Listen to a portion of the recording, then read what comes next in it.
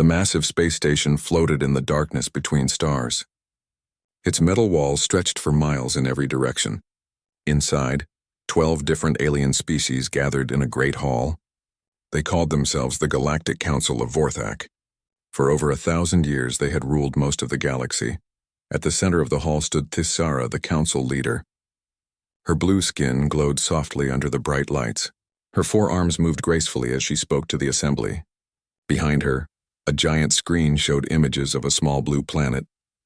"Members of the council," Thisara said, her voice echoing through the hall, "we have found a new species.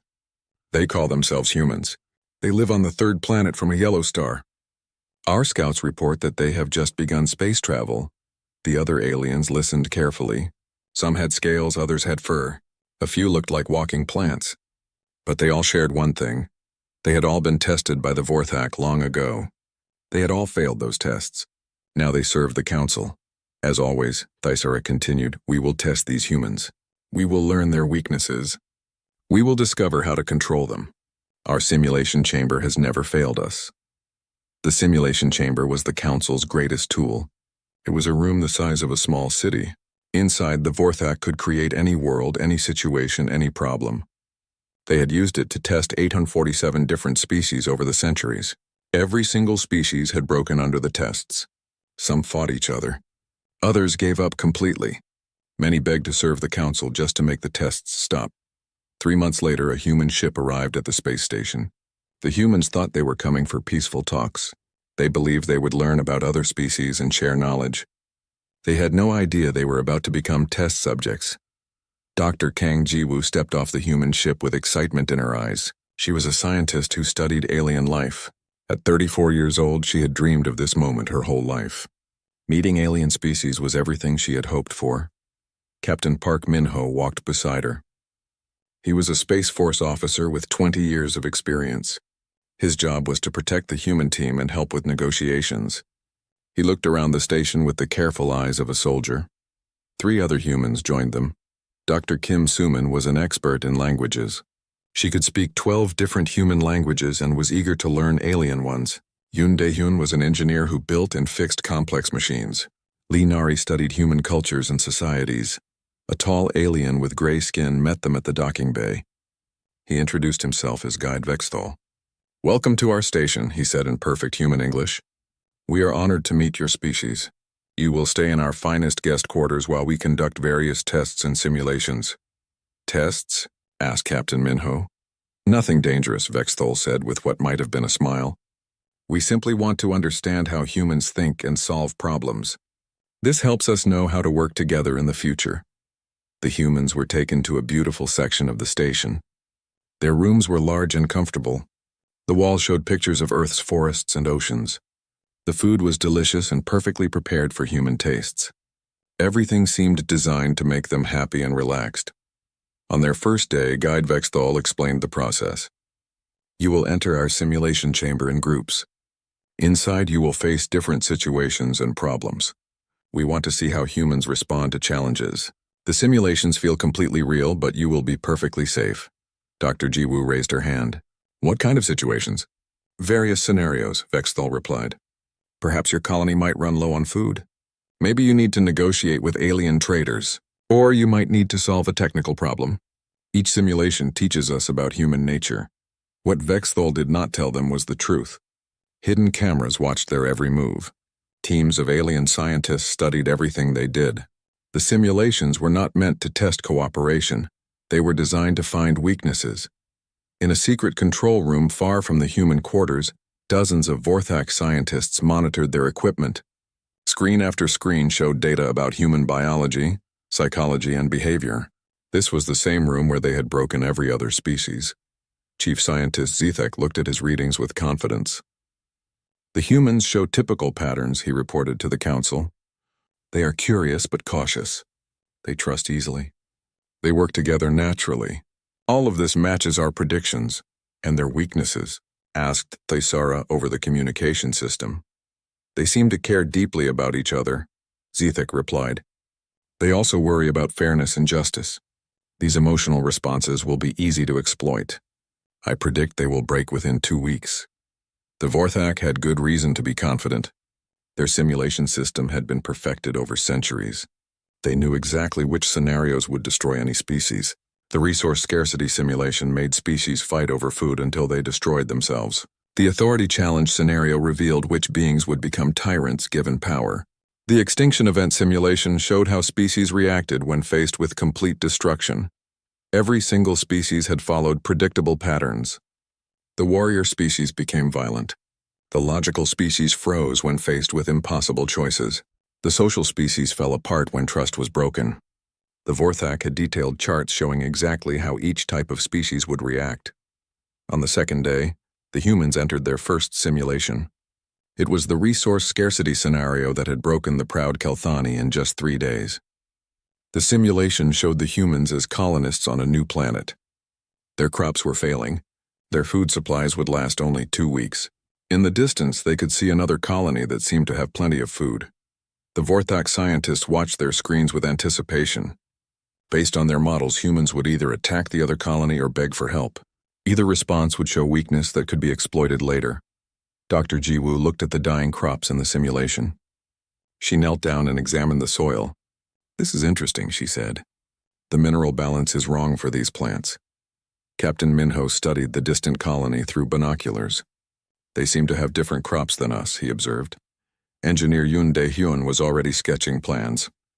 "If we could modify our irrigation system, we might be able to change the soil conditions." Dr. Suman had found some of the original colonist records in the simulation's database. According to this, the planet has seasonal changes that affect plant growth. Maybe we're just farming at the wrong time. Lee Nari was thinking about the social aspects. Instead of competing with the other colony, what if we tried to trade with them? We might have something they need. In the control room, Chief Scientist Zithek frowned at his readings. "This is not the expected response," he muttered. "They should be panicking by now." The humans spent the day working together. By evening, they had a plan. Dr. Jiwoo would modify the crops using techniques from earth farming. Yoon Dae-hyun would build better irrigation systems. Dr. Suman would try to communicate with the other colony.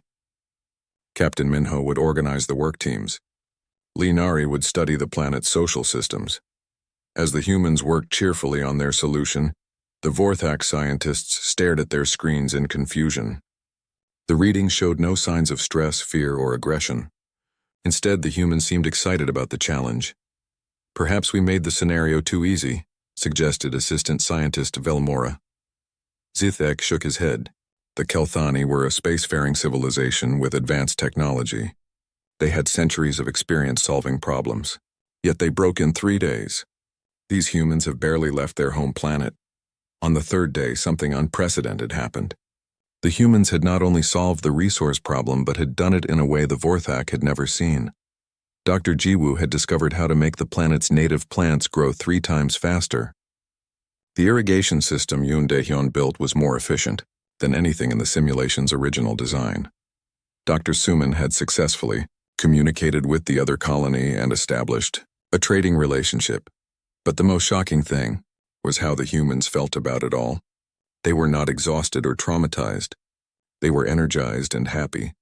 Captain Minho was already asking Guide Vexthal when they could try the next simulation. That night, as the humans slept peacefully in their quarters, an emergency meeting was called in the council chambers. For the first time in over 1,000 years, a species had not just survived their first test, they had enjoyed it. Thisara listened to the reports with growing concern. "Are you certain the simulation was running correctly?" "Every system checked perfectly," Zithek confirmed. "The scenario was identical to the one that broke the Kelthani, but the humans treated it like a puzzle to solve rather than a crisis to survive." "Then we proceed to more difficult tests," Thisara decided. "Perhaps humans are simply more resilient than we expected. Every species has a breaking point. We will find theirs." But deep in her mind, a small voice whispered something the Vorthak had never considered before. What if some species could not be broken? What if the humans were something entirely new? As the great space station continued its journey through the darkness, neither the confident Vorthak nor the sleeping humans knew that everything was about to change. The next simulation would reveal something that would shake the foundations of the galactic order: the age of PR. 3 weeks had passed since the humans arrived at the space station. In those weeks, they had completed 7 different simulations. Each time, the Vorthak scientists expected to see the familiar patterns of fear, desperation, and eventual breakdown. Each time, they were disappointed. Chief Scientist Zithek stood before a wall of screens showing data from the latest test. The territory expansion scenario should have been simple to analyze. Every species they had tested before followed the same pattern. They would either try to take over everything by force or they would hide and defend small areas. Both responses showed useful weaknesses, but the humans had done neither. "Explain to me again what happened," Council Leader Thisara said through the communication system. Her voice carried a tone that Zithek had never heard before: uncertainty. Zithek pulled up the recordings. The simulation placed them as leaders of a small nation on a planet with 5 other nations. Historical data shows that 847 out of 847 previous species either launched immediate attacks or built defensive fortresses. On the screen, they watched Captain Minho meeting with the leaders of the neighboring nations. But instead of threatening them or demanding territory, he was asking about their problems. Dr. Jiwoo was helping one nation deal with a disease affecting their crops. Engineer Yoon Dae-hyun was showing another nation how to build better bridges. They turned a territorial competition into a cooperation exercise, Zithek continued, his voice filled with confusion. By the end of the simulation, all 6 nations had formed an alliance. They were sharing resources and knowledge. When we introduced external threats, they worked together to defend each other. Dr. Suman had learned the languages of all 5 alien nations in the simulation, not just the basic words for trade and war that other species learned, but poetry, songs, and jokes. She was teaching human games to alien children in the simulation, even though they were just computer programs. "What about the authority challenge scenario?" Thisara asked. Zithek switched to different recordings. This scenario had broken the logical Rextani completely. The simulation placed subjects in a society ruled by a harsh dictator. Previous species either tried to overthrow the ruler through violence or accepted oppression and became tyrants themselves when given the chance. "Watch this," Zithek said, pointing to the screen. Lee Nari was shown in the simulation, but she was not plotting revolution or accepting tyranny. Instead, she was talking to the dictator, not begging or threatening, but actually having a conversation about leadership and responsibility. She convinced the dictator character to hold elections. Zithek reported. The computer program was not designed to do that. She found responses in its dialogue tree that our programmers never intended to be used together. By the end of the scenario, the simulated society had peacefully transitioned to a democratic system.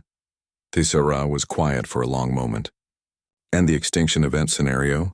This was the test that broke even the strongest species. The simulation showed their homeworld about to be destroyed by a massive asteroid. Every species before had responded with panic, despair, or desperate violence as they fought over limited escape ships. The humans had treated it as an engineering problem.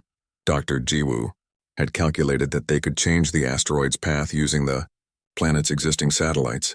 Yoon Dae-hyun had figured out how to do it with the resources available. Captain Minho had organized the entire planet's population to help with the project. Dr. Suman had convinced every nation to contribute their resources. Lee Nari had created a social system to keep people calm and working together during the crisis. They saved everyone, Zithek said quietly. In every previous test of this scenario, at least 60% of the population died, usually more. The humans saved 100% of the population and prevented the disaster entirely. "That's impossible," Thisara said. "The scenario is designed to be unsolvable. The asteroid impact is supposed to be inevitable." "They found a solution that our programmers never considered," Zithek admitted. "Our simulations are based on the assumption that some problems cannot be solved, only survived. The humans seem to believe that any problem can be solved if you think about it differently. But the most troubling development was not what the humans were doing in the simulations. It was what they were doing in their free time." Guide Vexthol had been assigned to watch the humans when they were not being tested. His reports were becoming increasingly strange. Instead of being exhausted or traumatized by the difficult simulations, the humans seemed to be energized by them. Dr. Jiwoo had started a journal where she wrote about all the alien species and planets she had encountered in the simulations. She treated them like real places she wanted to visit someday. "The Kelthani homeworld has such interesting plant life," she had said to Dr. Suman. I wonder if we could actually go there and see it for real. Captain Minho had begun treating the combat simulations like games. He was timing himself to see how quickly he could complete each scenario. He had even started making notes about more efficient strategies. If we ever face a real situation like this, he told his teammates, I think I know at least 6 different approaches that could work. Yoon Dae-hyun had been caught examining the walls of their quarters.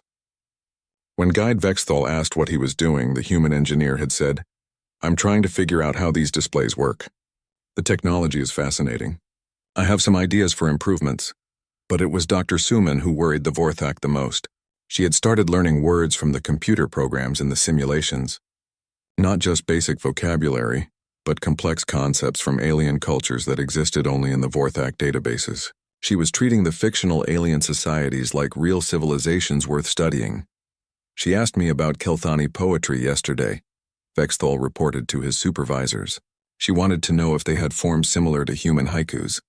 I told her that the Kelthani were just simulation characters, but she said she was curious about how different minds might approach artistic expression. Lee Nari had perhaps the most disturbing habit of all. She had begun analyzing the simulations themselves. She kept notes about the social structures, the types of conflicts, and the ways different scenarios were designed. She was studying the tests as much as taking them.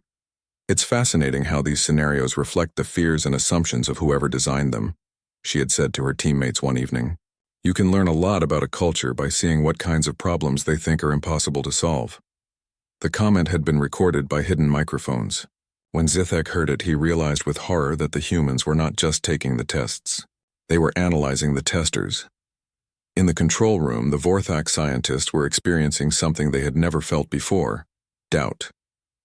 Their perfect system was not working. Worse, it was working in reverse. Instead of breaking down the humans, the simulations seemed to be making them stronger and more confident. Perhaps we need to escalate to the forbidden protocols, suggested Assistant Scientist Villamora. The forbidden protocols were simulations so harsh that they were considered too cruel to use. They had been designed but never tested, because the Vorthak believed they would cause permanent psychological damage to any species subjected to them. Zithek shook his head. Council Leader Thisara specifically forbade their use until we understand why our standard tests are failing. Then what do we do? Villamora asked. Before Zithek could answer, an alarm chimed softly. It was the signal that meant one of the test subjects wanted to speak to the observers. In over 1,000 years of testing, this had never happened. Species in the simulations were not supposed to know they were being watched. On the screen, they saw Lee Nari standing in the center of her quarters. She was looking directly at one of the hidden cameras. Her expression was not angry or afraid. She looked curious and slightly amused. We know you're watching us, she said calmly. We've known since about the 4th day. The simulations are very well designed, but there were small details that didn't quite fit. Also, some of the computer programs had response patterns that suggested they were designed to study our reactions, rather than create realistic interactions. Zithek felt his breathing slow. This was impossible. The hidden cameras were undetectable. The simulation programs had been perfected over centuries. Lee Nari continued speaking to the camera. We want you to know that we're not angry about being tested. It's actually been quite interesting. We've learned a lot about different types of societies and problems, but we're starting to get bored with the current difficulty level. The word bored hit the Vorthak scientists like a physical blow. Species were supposed to be traumatized by their tests, not bored by them. We were wondering if you might have more challenging scenarios, Lee Nari said with a smile. These problems have been fun to solve, but we're ready for something that will really make us think. Also, Dr. Suman has some questions about the linguistic patterns in your simulation programs, and Dr. Jiwoo would love to know more about the biological systems you've created. She paused for a moment, then added, Captain Minho wanted me to mention that if you ever want to discuss military tactics, he's very interested in comparing human and alien approaches to strategy. Yoon Dae-hyun has some ideas for improving your simulation technology if you're interested. Then she waved. The emergency meeting in the council chambers had been going on for 6 hours. 12 species of aliens sat around a massive circular table, their voices raised in heated debate. At the center of it all was the question that was shaking their entire civilization. What do you do with beings who treat your most devastating weapons like entertainment? Council leader Thaisara looked tired. Her blue skin had lost its usual glow, and her forearms moved restlessly as she listened to the arguments around her. She had ruled the galaxy for 3 centuries, but she had never faced anything like this. The humans are clearly more dangerous than we initially assessed, declared military advisor Krekstol. His species had been warriors before the Vorthak broke them. Now he served as their military planner. They have seen through our most sophisticated deceptions. They know our capabilities. We must act before they become a threat. But they have made no hostile moves, argued cultural analyst Yithmara. Their behavior suggests curiosity, not aggression. Perhaps we are overreacting. Chief Scientist Zithek activated a holographic display above the table. It showed brain scans and stress measurements from all the human test subjects. Look at these readings, he said. After 3 weeks of our most intensive testing, their stress levels are actually decreasing. They show signs of increased mental stimulation and satisfaction. This is the opposite of every other species we have tested. The data was undeniable. Where other species showed trauma, the humans showed engagement. Where others showed fear, the humans showed excitement. Where others showed desperation, the humans showed creativity. They have turned our testing facility into their personal research laboratory, Zithek continued. Dr. Jiwoo has compiled detailed notes on 17 different alien ecosystems from our simulations. Captain Minho has developed new tactical approaches based on scenarios that were designed to break military minds. Dr. Suman has created a comparative study of alien languages that include species that exist only in our computer. Programs? What about the engineer? Asked Resource Manager Thekville. Yoon Dae-hyun has been troubling, Zithek admitted. We caught him examining the interface panels in his quarters. Not to escape, but to understand how our technology works. He has submitted written suggestions for improving our simulation systems. His proposals are actually quite good. Thaisara felt a chill run through her body. Show me these proposals. The holographic display changed to show technical drawings and notes written in human symbols. Even though she could not read the language, Thaisara could see that the diagrams were sophisticated and detailed. According to our translation systems, Zithek explained, he has identified several ways to make our simulations more realistic and efficient.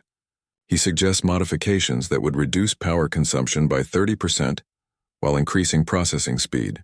He also proposes new testing scenarios that he calls collaborative problem-solving exercises. He wants to help us build better tests? Thaisara asked in disbelief. It appears so. But that is not the most concerning development. The display changed again to show security footage from the human quarters. The 5 humans were sitting around a table, but they were not discussing their situation with fear or anger. They were laughing. They have formed what they call a book club, Zithek reported. They are discussing the social structures and cultural practices of the alien societies they have encountered in our simulations. They treat these fictional civilizations like real places they have visited. On the screen, Dr. Suman was explaining something to the others with animated gestures. Captain Minho was taking notes. Dr. Jiwoo was asking questions about alien biology. The scene looked more like a university seminar than a group of prisoners discussing their captivity. They have also created what they call a puzzle league, Zithek continued. They are competing with each other to solve simulation scenarios as quickly as possible. Captain Minho currently holds the record for the territory expansion. Scenario at 4 hours and 12 minutes, Lee. Nari was shown on the screen presenting what appeared to be a detailed analysis to her colleagues. Charts and diagrams covered the table in front of her. Lee Nari has been studying the psychological patterns in our testing scenarios, Zithek explained. She has correctly identified the behavioral responses that each simulation is designed to trigger. She has also theorized about the social structure and cultural values of the species that created the tests. Her analysis of Vorthak society based on our testing methods is uncomfortably accurate. Thaisara leaned forward. What has she concluded about us? According to her notes, she believes we are a highly organized society that values predictability and control. She thinks we have difficulty adapting to unexpected situations because our success has been based on following established patterns. She suggests that our testing methods reveal more about our limitations than about the species we test. The council chamber fell silent. In a few weeks of observation, this human had analyzed the Vorthak more clearly than their own philosophers had done in centuries. She also proposes, Zithek continued reluctantly, that our approach to other species is inefficient because we focus on finding weaknesses rather than understanding strengths. She believes we could achieve better results through cooperation rather than domination. Military advisor Krexthol slammed his armored fist on the table. This proves they are dangerous. They are studying us as much as we are studying them. We must use the forbidden protocols before they learn too much. The forbidden protocols were the darkest secret of the Vorthak testing program. These were simulations designed to cause complete psychological breakdown in any sentient being. They included scenarios of complete isolation, impossible moral choices, and systematic destruction of everything the subject cared about. The protocols had never been used because they were considered too cruel even for the Vorthak. The forbidden protocols were never tested, Thaisara reminded the council. We do not know what effects they might have. We know they would destroy the human minds completely, Krexthol argued. That would solve our problem. Or it might not work at all, suggested cultural analyst Yathmara. If the humans respond to our standard protocols in unexpected ways, why should we assume the forbidden protocols would be different? While the council debated, the humans were creating their own entertainment. Engineer Yoon Dae-hyun had discovered that he could access minor subroutines in the simulation system by manipulating the interface in his quarters. He was not trying to escape or cause damage. He was trying to make the simulations more interesting. Look at this, he said to his teammates, showing them a modified version of the resource scarcity scenario. I added random weather events and some new alien species to interact with. It makes the problem much more challenging. Dr. Jiwoo clapped her hands together. Can you add more complex biological systems? I would love to see how different alien ecosystems might interact. Already working on it, Yoon Dae-hyun replied with a grin. I thought you might want to study some theoretical alien diseases and see if you can develop treatments. Captain Minho looked over the modifications with interest. These tactical scenarios are too simple. Real conflicts are much more complicated. Can you add political factors and resource limitations? What about linguistic diversity? Asked Dr. Suman. I would love to practice with alien languages that have completely different grammar structures than anything we have seen so far. Linari was studying the original simulation code on Yoon's screen. This is fascinating. The basic assumptions built into these programs tell us so much about how the designers think. Could we create some scenarios based on human historical situations? I would be curious to see how alien minds might solve human problems. Unknown to the humans, every word of their conversation was being recorded and analyzed. In the control room, the Vorthak scientists watched with growing alarm as their test subjects actively worked to improve their own testing experience. They are hacking our systems, reported Security Chief Nexwall. They are not trying to escape or cause damage, Zithek corrected. They are trying to make the tests more interesting. From a technical standpoint, their modifications are improvements. This is worse than escape attempts, Nexwall insisted. They are treating our most advanced technology like a toy to play with. The final straw came when Dr. Suman made an announcement to her teammates that was picked up by the hidden microphones. I have been thinking about the psychology of our hosts, she said. Based on the design of these tests, I believe they are more afraid of us than we need to be of them. Their entire approach is based on the assumption that other species are threats to be controlled, rather than minds to be understood. She paused to organize her thoughts, then continued. I think they have never encountered a species that responds to challenges with curiosity, instead of fear. They do not know how to categorize us, and that makes them uncertain. If we wanted to establish real communication with them, we should probably address their fears directly. Linari nodded thoughtfully. That makes sense. They are trying to understand us through scenarios designed to reveal weaknesses, but humans tend to treat obstacles as problème. The great doors of the human quarters opened with a soft hiss. For the first time since their arrival, the 5 humans saw their captors face to face.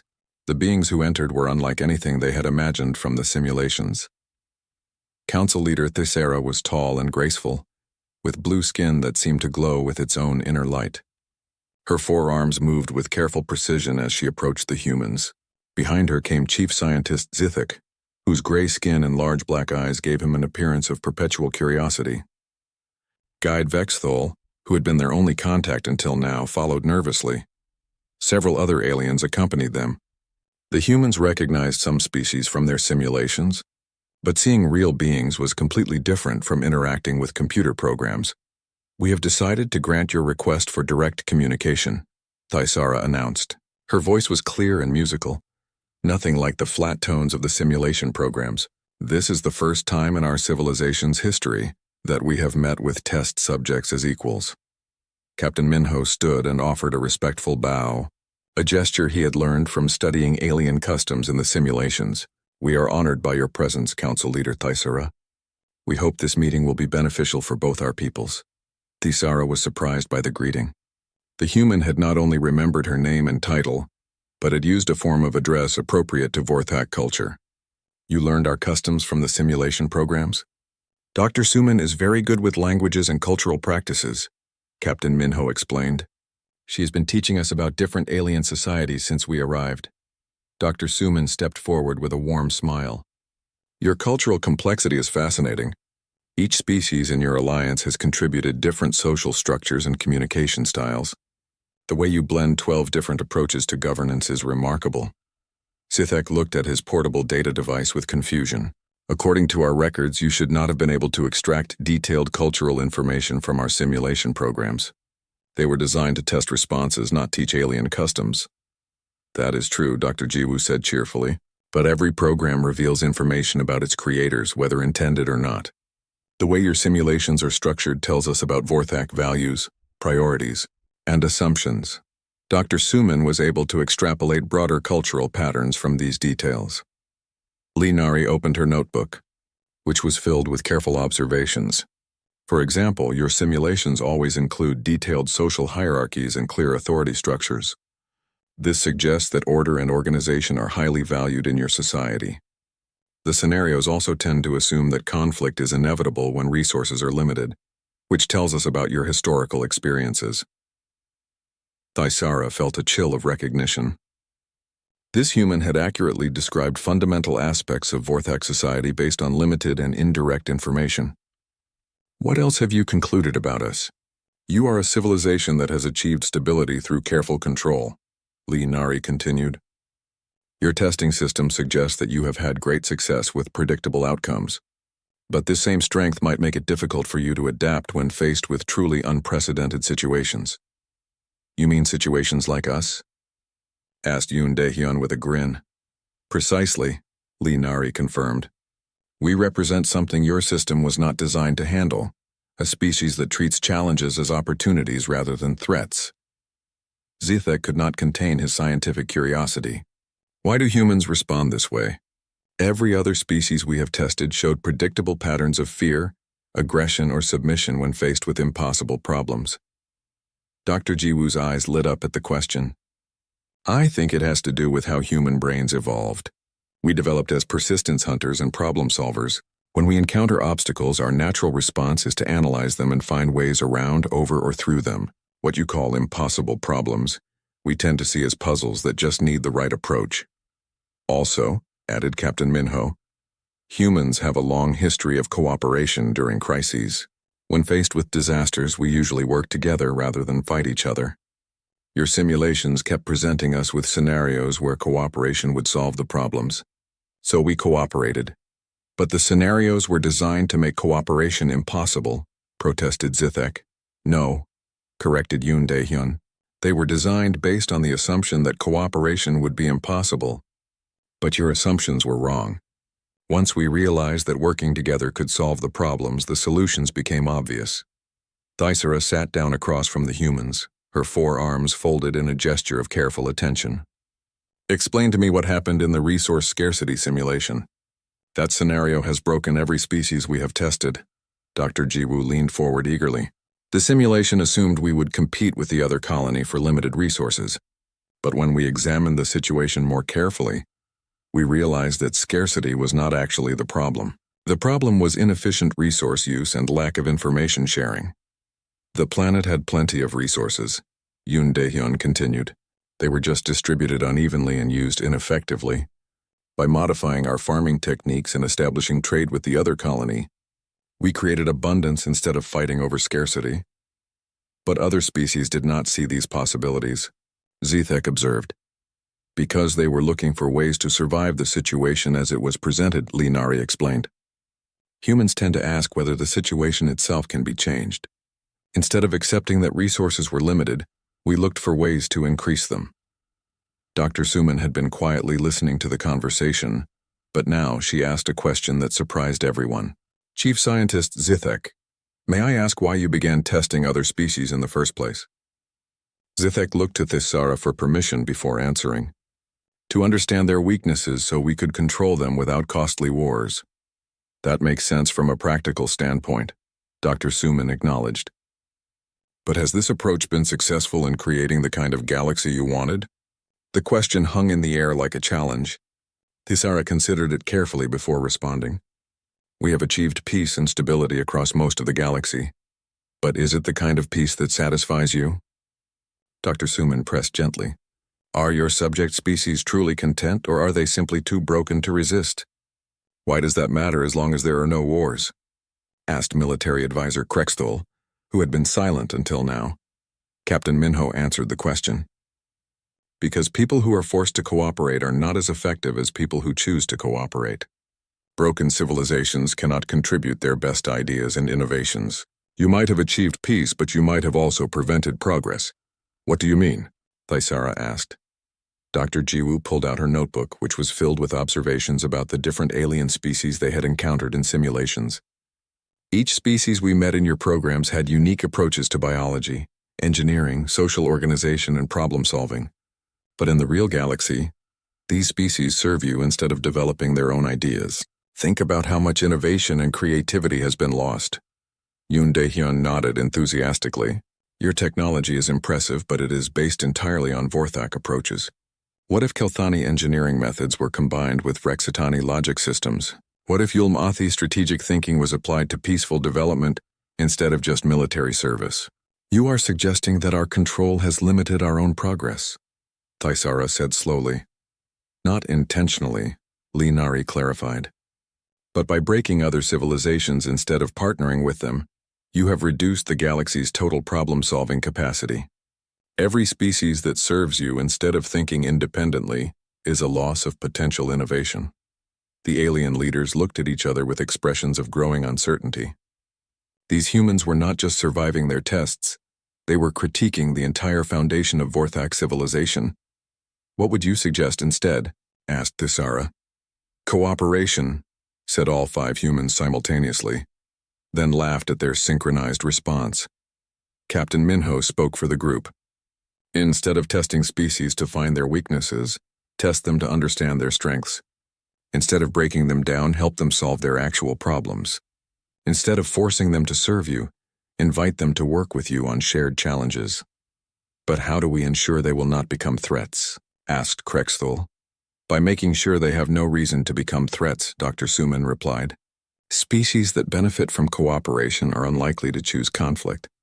People who are solving interesting problems with willing partners are not usually interested in starting wars. Yoon Dae-hyun had been examining the advanced technology in the room with obvious fascination. Your simulation systems could be adapted for collaborative research instead of psychological warfare. Instead of testing species to break them, you could test scenarios to solve galactic problems. Imagine what could be accomplished if all the species in the galaxy worked together on challenges like disease, resource distribution, and exploration. You want to turn our testing facility into a research center? Zithek asked, why not? Dr. Jiwoo responded. You already have the technology to create realistic simulations of any situation. You could invite species to work together on solving real problems. Climate disasters, resource shortages, conflicts between neighboring systems, all of 6 months after the first real conversation between humans and Vorthak. The Great Space Station looked completely different. The sterile corridors that once echoed with the footsteps of conquerors now buzzed with the excited voices of collaborators. Where once there had been testing chambers designed to break civilizations, there were now research labs where multiple species worked together on shared challenges. The change had not happened overnight. It had taken weeks of careful negotiation and planning to transform a system of domination into one of cooperation, but the results had exceeded everyone's expectations. Dr. Kang Jiwoo stood in what had once been the primary simulation chamber, now converted into the Biological Crisis Response Center. Around her, representatives from 7 different species worked together to solve an ecological disaster that was threatening 3 solar systems. The Kelthani, who had been broken by resource scarcity tests, turned out to be brilliant ecological engineers when given the freedom to think creatively. The Vrexitani, whose logical minds had been shattered by impossible choices, proved invaluable at analyzing complex biological systems. Dr. Jiwoo, called Kathani researcher Veltek, her scaled hands dancing over a holographic display of molecular structures. The symbiotic relationship you proposed between the native algae and the introduced bacteria is working perfectly in our simulation. We can reverse the ecosystem collapse within 2 years. Jiwoo smiled as she reviewed the data. The solution combined human understanding of biological adaptation with Kelthani knowledge of planetary ecosystems and Vrextani computational analysis. No single species could have developed such an elegant approach alone. Excellent work, she replied. Let us run it through the Yomathi strategic assessment to make sure we have considered all the long-term implications. In another section of the station, Captain Park Minho was leading a session of what they now called the Diplomatic Innovation Corps. The room was filled with beings from different species, all working on a conflict that had been raging between 2 neighboring systems for over 50 years. The traditional approach would be to impose a settlement from outside, Minho explained to the mixed group of humans and aliens. But what if instead we helped both sides identify shared interests they had not considered? A Yulmathi strategist named Thexmore raised a tentacle-like appendage. Our analysis shows that both systems are facing similar challenges with asteroid mining safety. They have been competing for resources instead of sharing safety innovations. Perfect, Minho replied. Dr. Suman, can your communication team set up a technical exchange session? If both sides can benefit from solving a shared problem, it might create the foundation for broader cooperation. Dr. Kim Suman looked up from her translation console, where she was working with representatives from both conflicting systems. Already in progress, Captain. It turns out that both sides have been developing similar safety technologies independently. Once they started sharing technical data, they realized they could accomplish much more working together. The success of these collaborative approaches had surprised everyone, including the humans. Problems that had seemed impossible when tackled by single species became manageable when multiple perspectives were applied. But the most dramatic changes had occurred in the beings themselves. The Kelthani, who had been reduced to servants after failing the resource tests, had regained their confidence and creativity. The Vrextani, broken by scenarios with no logical solutions, were once again contributing their analytical brilliance to complex problems. The Yulmathi, whose strategic minds had been turned to simple military service, were now developing long-term plans for galactic development and exploration. Lee Nari had established the Xenosociology Department in what had once been the main observation center. Her team was studying not how to break civilizations, but how to help them grow and adapt. The research was revealing insights that amazed even her. The patterns are fascinating, she explained to a gathering of researchers from multiple species. Every civilization we have studied has unique strengths that develop in response to their specific challenges. But when civilizations are forced to suppress these strengths, they lose the very qualities that made them successful in the first place. A young Vorthak researcher named Zexathila raised her hand. Are you saying that our conquest approach was not just morally questionable, but actually inefficient? Not inefficient for the goal of control, Lee Nari clarified, but very inefficient for the goals of progress, innovation, and problem-solving. By breaking other species, the Vorthak gained obedient servants but lost potential partners, who could have helped solve problems that Vorthak minds alone could not handle. The transformation had been most dramatic for the Vorthak themselves. For centuries, they had been focused on maintaining control and preventing change. Now they were learning to embrace adaptation and growth. Many Vorthak found this transition difficult, but others were thriving in the new environment. Former Chief Scientist Sithek, now Director of Collaborative Research, was experiencing a level of scientific excitement he had not felt in decades. The research possibilities are unlimited, he told Thaisara during one of their regular planning meetings. When we were testing species to find weaknesses, we were only using a fraction of the intellectual capacity available in the galaxy. Now that we are working with other species instead of against them, the rate of discovery has increased by over 400%. Thaisara, now called Director of Cooperative Development rather than Council Leader, was reviewing reports from across the galaxy. The transition had not been without challenges, but the results were undeniable. Systems that had been stagnant under Vorthak control were now developing new technologies and solving problems that had persisted for generations. "What is the status of the Deep Space Exploration Project?" she asked. "The mixed species crew has been selected," Sithek replied.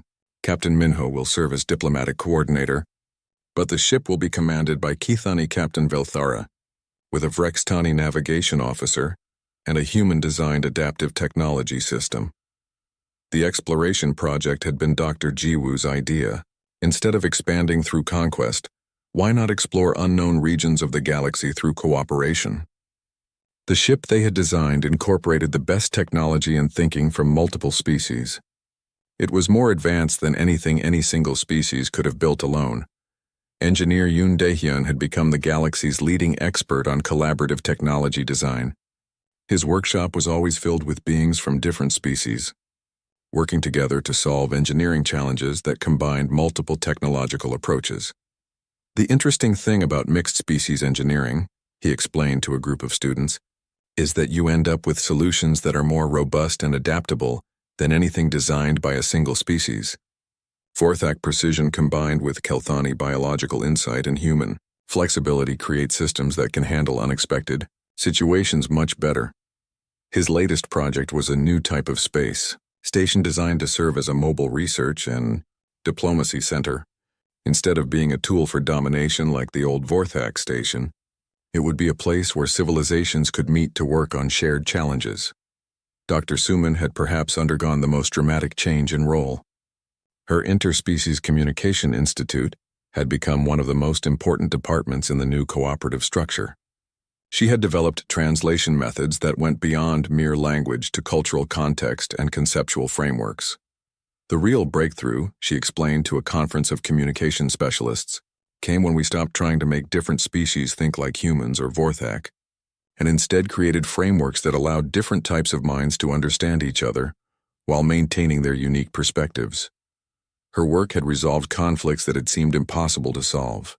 When species could truly understand each other's viewpoints and motivations, cooperation became much easier. But perhaps the most significant change was in the overall atmosphere of the galaxy. The fear and tension that had characterized interspecies relations for centuries was being replaced by curiosity and collaboration. Young beings from different species were working together on projects that would have been unimaginable under the old system. The transformation had not been without problems. Some Vorthak had difficulty adapting to the new cooperative approach. A few other species were suspicious of the changes, wondering if this was just a more sophisticated form of control. There had been conflicts and misunderstandings that required careful resolution, but the benefits had far outweighed the challenges. Problems that had seemed unsolvable for generations were being addressed through collaborative research. New technologies were being developed that combined insights from multiple species. Conflicts that had raged for decades were being resolved through innovative diplomatic approaches. Most importantly, the galaxy was growing and changing in ways that no single species could have achieved alone on the 6-month anniversary of the first real conversation between humans and Vorthak. A celebration was held throughout the cooperative. Beings from dozens of species gathered to share food, ideas, and stories. The differences between species